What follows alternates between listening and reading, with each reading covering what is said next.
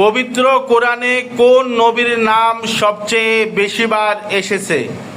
Option: হযরত মুসা আলাইহিস সালাম, হযরত ঈসা আলাইহিস সালাম, হযরত মুহাম্মদ সাল্লাল্লাহু আলাইহি সাল্লাম, হযরত ইব্রাহিম আলাইহিস সালাম। পিছন লাইন থেকে বলো। কেউ কি চ্যালেঞ্জ করবে?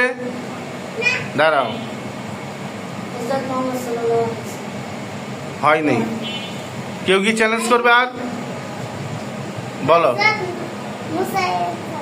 হযরত, উত্তরটি সঠিক হয়েছে।